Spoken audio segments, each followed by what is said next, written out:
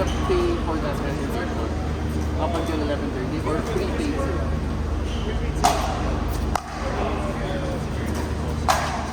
Okay, that's okay. Okay.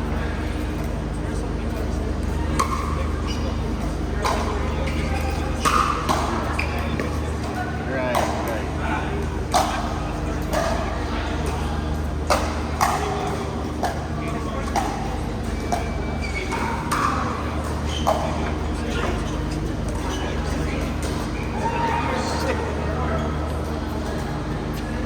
Oh shit.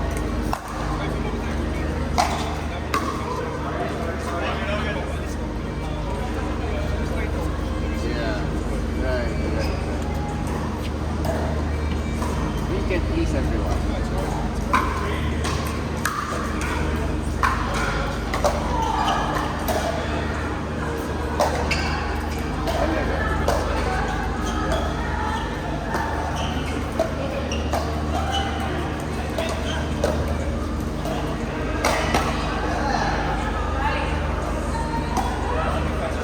But I heard you were expanding.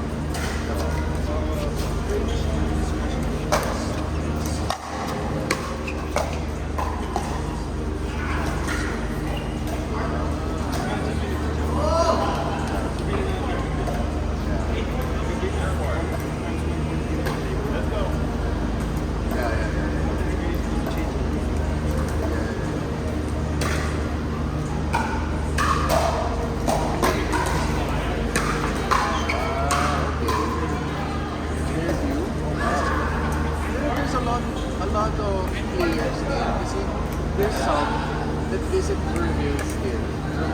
From Fairview, kasi they have, kasi ano there, parang 10 courts.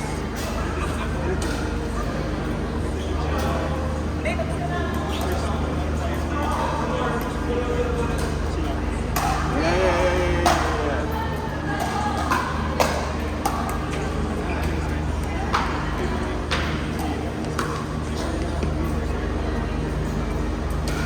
Especially in the beginning, up until your system, you have a system now.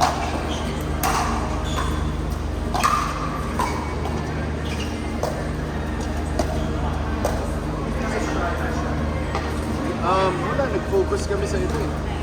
We ended up, after nung war, kasi we're a developer din. So, a lot of our pieces, so we ended up focusing now. So we got our shipment came. Actually, I found out. So we ordered everything, the whole system, panel, burger, etc. Then I found out that batteries are dangerous goods that cannot be shipped with panels, with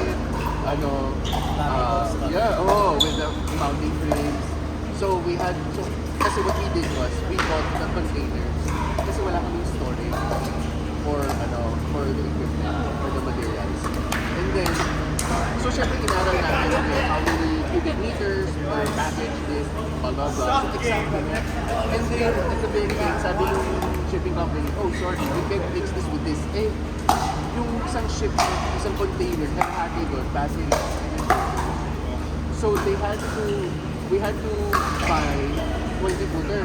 Not buy, to ship or sa 20-footer. Nung nalagay na nila yung battery sa 20-footer, hindi kasha vertically. And you can't lay it down. So we had to, I guess, ship it through another 40-footer na walang laman. So hanap tumingin, okay, what do you put here? Pero we ended up not filling it up. So we have one 40-footer that's half filled that we bought. And then there's one 40-footer that we didn't buy that's coming, but it already arrived. Na walang laman. So we're like, okay, so learning experience. Kaya mahal din eh. But anyway, so yeah, that was our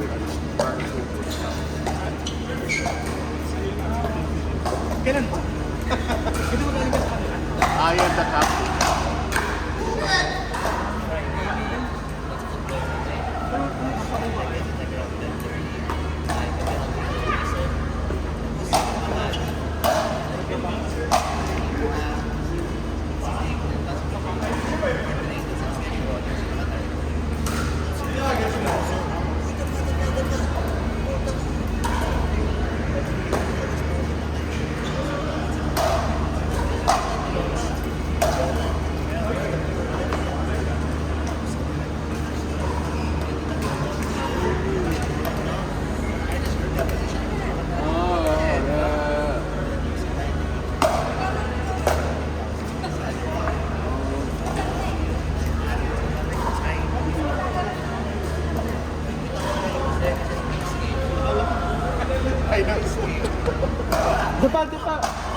Did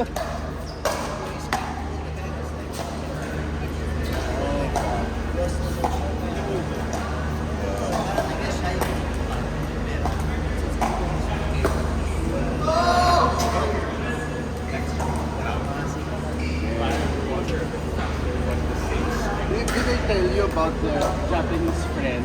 Meron akong kinausap ng Japanese guy para pag-guest ng sa ayaw sa location. Sinintroduce ako ng her girlfriend, ng zone friend, to this guy sa base ng Osaka. So I invited him to play without knowing him. I-invite ko siya sa Barcelona. Tapos the day na nagdarating siya, parang it was supposed to be like 5 to 9. Tapos parang 7 o'clock wala pa siya. So I texted him, he's like, hey, Junpei, are you okay? Oh, you Junpei, yeah. So I was like, oh, Junpei, are you okay? He's like, oh, little problem, be there soon. Okay. Little problem, be there soon. Like, okay, no problem. So pagdating niya, so syempre, si partner introduced me. So pagdating niya, sabi ni partner kasi, oh, he's trying to meet it. Sabi ko, okay, perfect. So not only did I invite him there, I invited him sa morning niya ng partner, higher quality games. Pagdating niya, he's lesser than a beginner. Kasi darating yung bola, nakatitig lang siya ganun. Pero mag-warm up siya, practice swing. So ako naman, oh no. So I was near playing with his like medyo, parang low intermediate. Tapos sabi ko, so I ended up bringing him home. Kasi sabi niya, he was strong. Sabi ko, oh, he was strong. Sabi ko, okay. So I brought him home, nakatulog siya. Yeah, kaya diba? Pero pag din Thursday, okay na siya. Kaya intermediate niya. Oh, weird. So anyway, fast forward, I'm in Osaka. Nakasama ko na siya and yung friends niya. Kami na sobrang galing nila. As in, they do 3-hour private play, 1 hour and a half quiz, 1 hour and a half open play, pero pagod ka. So anyway, after our session was done, we were walking, sabi ko, oh, can you show me my phone? Okay, lakad ko sa limit. You remember, sabi ko, you remember, sabi niya, you remember the day when I came to you and it was, you know, I was, sabi niya, there were these girls that walked up to me, nung papunta na siya ng Barcelona. Sabi niya, can you take picture? Okay. The picture niya, it was an old lady, 2 of her daughters, and a granddaughter. Sabi niya, have coffee with us. Sabi ko, can you win? Sabi niya, they forced me again to win coffee. Sa Starbucks nila, the girls paid naman. Kaya in-invite ko, sabi niya, oh, my granddaughter's singing. Hindi ko alam. Hindi ko alam mas singing sa bar daw. Tapos sabi niya, kasi nagkapitig sa place. Tapos siya parang nag-i-in out na siya. Tapos magigising siya, nag-solve siya ng taxi. Magigising siya nasa gas station na. They drop 90,000 to 600. Tapos sabi, oh, that's so parang sabi niya, play with her. Yeah. So parang yun. Parang sabi niya, so what did you do? Sabi niya, oh, I was so traumatized. Sabi niya, I went to BDO to find the ATM, to ganun.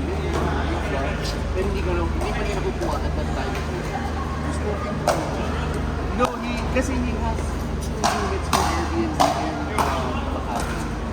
So that's why he stays in his So he was going to from there to kasi dun siya nakuha. Kasi the older lady knows Japanese.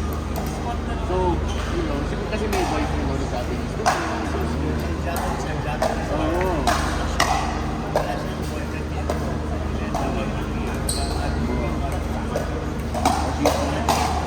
I know. Tapos so tapos parang in a couple of weeks, he could come visit the Philippines again with his family naman. So nag-end up sila sa Cebu, hindi na raw sila umalis ng hotel. Sobrang traumatized. So when I saw him dito sa Osaka, sabi niya, I probably won't come back to the Philippines. Kasi sobrang traumatized. I know. Because kilala siya ng lahat eh. Dahil siya ni Nico, you know. I know.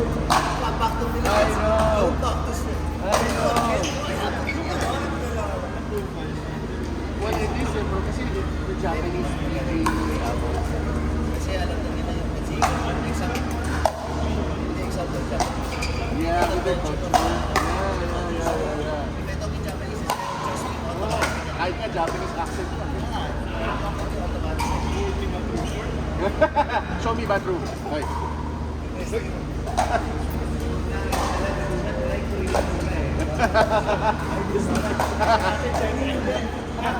I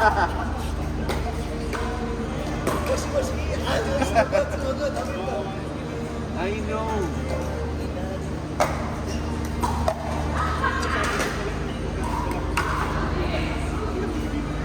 I know. Kasi iniwan ko siya. Yeah. He was drunk. Kaya pala, hindi lang siya drunk.